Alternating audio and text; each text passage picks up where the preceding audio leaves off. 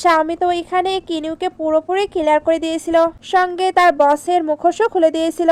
সবাই তাই এবার বসকে নিয়ে রিপোর্ট করতে শুরু করে। টেনশন এবার তার গার্ডদের দিয়ে বসকে আটকে নেয়, কারণ তাকেও তো পানিশমেন্ট পেতে হবে। এরপর কিনিউ বলে, তুমি নিশ্চয়ই বুঝতে পারছো আমি স্বামী, আমি যদি আগলে ফ্যাটি হয়ে যাই তখনও তুমি কি আমায় লাভ করবে? ডিংশন তখন বলে, তুমি যেমনই হও আমি ওই অবস্থাতেই তোমাকে লাভ করব। লিনো এগুলো শুনে ফেলে, এজন্য বলে, তুমি আমার কিনিউ নয়।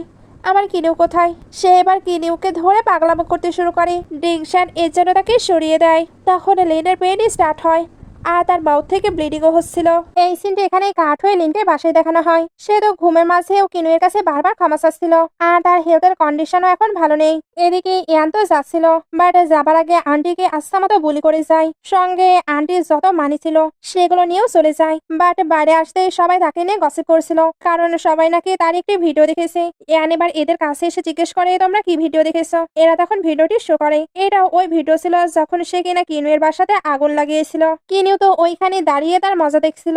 ইয়ান এবার দৌড়ে কিনুয়ের কাছে আসে, তারপর বলে, তুমি তো আমায় ইনোসেন্ট ভাবে ছেড়ে দিতে চেয়েছিলে, তাহলে এইসব নাটক কেন? কিনু তখন বলে, কবে আমি তোমায় ছেড়ে দিতে চেয়েছি? আমি শুধু লিনকেই ক্ষমা করেছি, আর কাউকে নয়। এবার বাকি সবকিছু পুলিশে হ্যান্ডেল করে নিবে। ইয়ান এটা শুনতে তার পায়ে পড়ে ক্ষমা চাইতে থাকে, কারণ সে এখনো ইয়াং, সে জেলে যেতে চায় না। বাট কিনিউ তাকে ক্ষমা করে না।